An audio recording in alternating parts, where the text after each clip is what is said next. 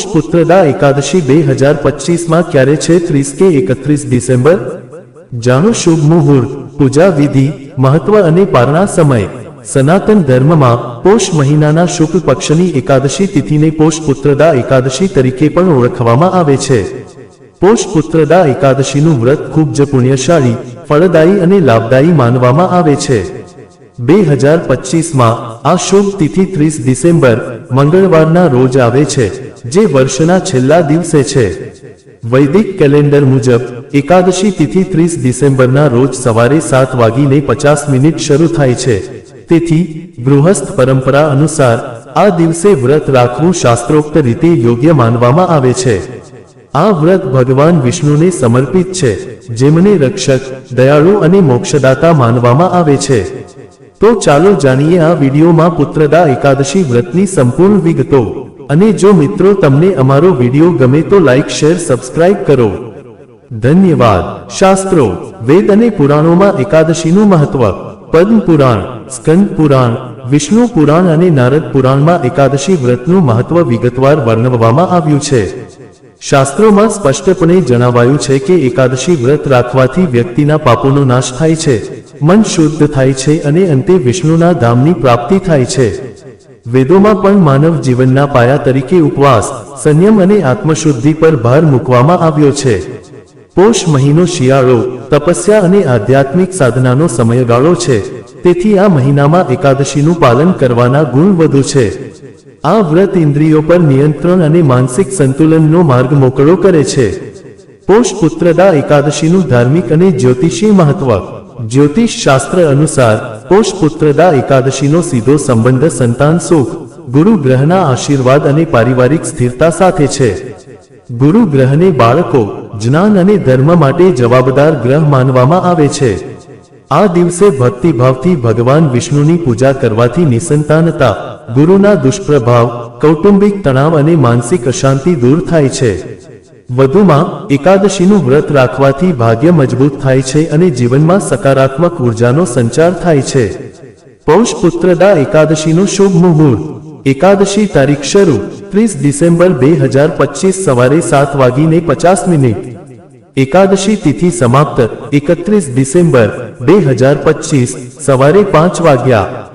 સૂર્યોદય સવારે 7:13।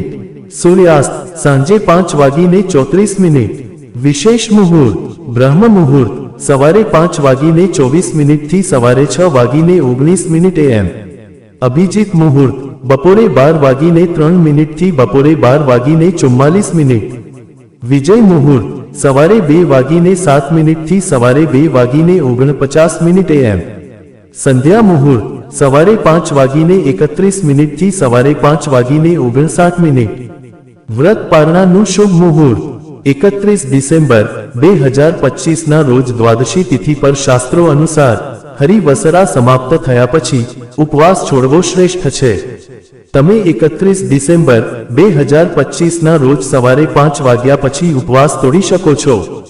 પોષપુત્રદા એકાદશીની પૂજા વિધિ માટે શ્રેષ્ઠ મુહૂર્ત। પૂજા માટે શ્રેષ્ઠ સમય સૂર્યોદયથી સવારે 11 વાગ્યા સુધી। અભિજીત મુહૂર્ત બપોરે 12:03 PM થી બપોરે 12:44 PM સુધીનો રહેશે। એકાદશી વ્રત પૂજા વિધિ। પોષપુત્રદા એકાદશીના દિવસે સવારે સ્નાન કરો અને સ્વચ્છ, સાત્વિક વસ્ત્રો પહેરો। પૂજા સ્થાનને ગંગાજળથી શુદ્ધ કરો અને ભગવાન વિષ્ણુ અથવા લક્ષ્મી નારાયણની મૂર્તિ સ્થાપિત કરો। તુલસીના પાન, પીળા ફૂલો, ધૂપ અને દીવા અર્પણ કરો। ઓમ નમો ભગવતે વાસુદેવાય મંત્રનો 108 વાર જાપ કરો। વિષ્ણુ સહસ્ત્રનામ અથવા એકાદશી વ્રત કથાનો પાઠ કરો। દિવસભર સંયમ, મૌન, સ્તોત્રોનો જાપ કરો અને વિષ્ણુનું નામ યાદ કરો। પૌષપુત્રદા એકાદશીની પૌરાણિક કથા। પુરાણો અનુસાર પ્રાચીન સમયમાં રાજા સુકર્મ ભદ્રાવતી નામના નગરમાં શાસન કરતા હતા।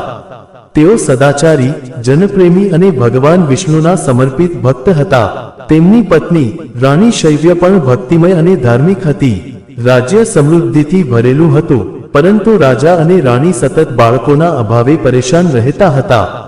તેઓએ અનેક યજ્ઞો, દાન અને તપસ્યા કરી, પરંતુ તેમને સંતાન પ્રાપ્તિ થઈ શકી નહીં। અંતે રાજા સુકર્માએ ઋષિઓ અને સંતોનો આશ્રય લીધો। ઋષિઓએ તેમને પોષ મહિનાના શુક્લ પક્ષના એકાદશી વ્રત રાખવાની સલાહ આપી. સંપૂર્ણ ભક્તિ, શિસ્ત અને બ્રહ્મચર્ય સાથે રાજા અને રાણીએ પોષ પુત્રદા એકાદશીનું વ્રત રાખ્યું, આખી રાત જાગરણ કર્યું અને ભગવાન વિષ્ણુની પૂજા કરી. તે જ રાત્રે ભગવાન વિષ્ણુ તેમના સપનામાં પ્રગટ થયા અને તેમને એક પ્રખ્યાત, સદ્ગુણી અને લાંબા આયુષ્યવાળા પુત્રનો આશીર્વાદ આપ્યો. થોડા સમય પછી રાણી શૈવ્યએ એક તેજસ્વી પુત્રને જન્મ આપ્યો. ત્યારથી આ એકાદશી પુત્રદા તરીકે ઓળખાય છે. દાન કરવાનો શ્રેષ્ઠ સમય સૂર્યોદય પછી સવારે 11 વાગ્યા સુધી. અભિજીત મુહૂર્ત બપોરે 12:03 થી બપોરે 12:44 વાગ્યા સુધી. દાન કરવા માટેની વસ્તુઓ: પીળા ફળો અને પીળા કપડાં, અનાજ ચોખા સિવાય તલ, ગોળ અને જરૂરિયાતમંદોને ખોરાક અને પૈસાનું દાન કરો. જ્યોતિષીય ઉપાય: સાંજે 5:31 થી સવારે 5:59 ની વચ્ચે તુલસીના છોડ પાસે ઘીનો દીવો પ્રગટાવો.